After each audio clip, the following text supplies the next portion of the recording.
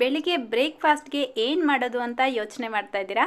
ಅದಕ್ಕೆ ಇವತ್ತು ಇನ್ಸ್ಟೆಂಟ್ ಆಗಿರುವಂಥ ಒಂದು ಬ್ರೇಕ್ಫಾಸ್ಟ್ ರೆಸಿಪಿನ ತಿಳಿಸ್ಕೊಡ್ತಾ ಇದ್ದೀನಿ. ತುಂಬ ಹೆಲ್ತಿ ರೆಸಿಪಿ ಹಾಗೆ ಟೇಸ್ಟಿ ರೆಸಿಪಿ, ತುಂಬ ಬೇಗನೂ ಮಾಡ್ಕೊಳ್ಬೋದು. ಹಾಯ್, ನೀವು ನೋಡ್ತಾ ಇದ್ದೀರಾ ಶಾನ್ ಕನ್ನಡ ಚಾನೆಲ್. ವಿಡಿಯೋ ಇಷ್ಟ ಆದರೆ ಪ್ಲೀಸ್ ಲೈಕ್ ಮಾಡಿ, ಹಾಗೆ ಫ್ರೆಂಡ್ಸ್ ಮತ್ತು ಫ್ಯಾಮಿಲಿಯವ್ರ ಜೊತೆಲಿ ಶೇರ್ ಮಾಡಿ. ಬನ್ನಿ ಈಗ ಹೇಗೆ ಮಾಡೋದು ಅಂತ ನೋಡೋಣ. ಮೊದಲು ಒಂದು ಮಿಕ್ಸಿಂಗ್ ಬೌಲ್ಗೆ 1 ಕಪ್ ರವೆ ಹಾಕ್ಕೊಳ್ಬೇಕು. ನಾನಿಲ್ಲಿ ತಗೊಂಡಿರೋದು ಉಪ್ಮಾ ರವೆ. ಬೆನ್ಸಿ ರವೆ ಅಥವಾ ಚಿರೋಟಿ ರವೆ ಇದೆರಡನ್ನೂ ಯೂಸ್ ಮಾಡಬಾರ್ದು, ಉಪ್ಮಾ ರವೆನೇ ತಗೊಳ್ಬೇಕು. 1 ಕಪ್ ರವೆಗೆ ಅರ್ಧ ಕಪ್ ಮೊಸರು, ಅರ್ಧ ಕಪ್ ನೀರು ಹಾಕ್ಕೊಂಡು ರುಚಿಗೆ ತಕ್ಕಷ್ಟು ಉಪ್ಪು ಹಾಕ್ಕೊಳ್ತಾ ಇದ್ದೀನಿ. ಈಗ ಚೆನ್ನಾಗಿ ಮಿಕ್ಸ್ ಮಾಡಿಬಿಟ್ಟು ಒಂದು ಲಿಡ್ನ ಕವರ್ ಮಾಡಿ 10 ನಿಮಿಷ ರೆಸ್ಟ್ ಮಾಡೋದಕ್ಕೆ ಬಿಡಿ.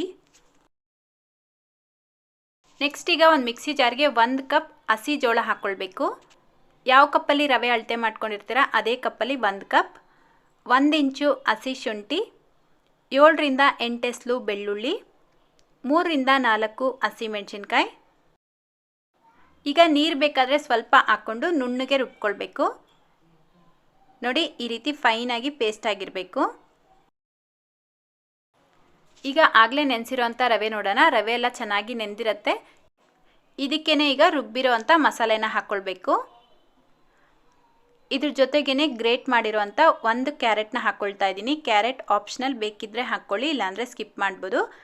ಹಾಗೆ ಸಣ್ಣದಾಗಿ ಕಟ್ ಮಾಡಿರೋವಂಥ ಕೊತ್ತಂಬರಿ ಸೊಪ್ಪು ಸ್ವಲ್ಪ, ಅರ್ಧ ಕಪ್ ಹಸಿ ಜೋಳ, 1/2 ಟೀ ಸ್ಪೂನ್ ಜೀರಾ ಪೌಡರ್ ಹಾಕ್ಕೊಂಡು ಚೆನ್ನಾಗಿ ಮಿಕ್ಸ್ ಮಾಡ್ಕೊಳ್ಳಿ. ಈಗ ಮತ್ತೆ ಒಂದು 1/4 ಕಪ್ಪಷ್ಟು ನೀರು ಹಾಕ್ಕೊಂಡು ಮಿಕ್ಸ್ ಮಾಡ್ಕೊಳ್ತಾ ಇದ್ದೀನಿ. ತುಂಬ ಜಾಸ್ತಿ ನೀರು ಹಾಕ್ಕೊಳ್ಬಾರ್ದು, ಬ್ಯಾಟರ್ ಸ್ವಲ್ಪ ಗಟ್ಟಿಯಾಗೇ ಇರಬೇಕು. ಈಗ ಲಾಸ್ಟಲ್ಲಿ 1/4 ಟೀ ಸ್ಪೂನ್ ಬೇಕಿಂಗ್ ಸೋಡಾ ಹಾಕ್ಕೊಂಡು ಮಿಕ್ಸ್ ಮಾಡ್ಕೊಳ್ಳಿ. ನೋಡಿ, ಬ್ಯಾಟರ್ ಈ ಕನ್ಸಿಸ್ಟೆನ್ಸಿ ಇರಬೇಕು. ಮೊದಲು ಈಗ ಇಡ್ಲಿ ಪ್ಲೇಟ್ಸ್ಗೆ ಎಣ್ಣೆನ ಅಪ್ಲೈ ಮಾಡ್ಕೊಳ್ಬೇಕು.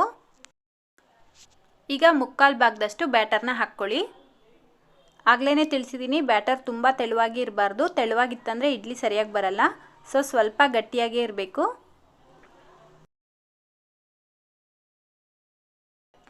ನೆಕ್ಸ್ಟ್ ಈಗ ಇಡ್ಲಿ ಪಾತ್ರೆಯಲ್ಲಿ ನೀರು ಬಿಸಿಗೆ ಇಟ್ಕೊಂಡಿದ್ದೀನಿ.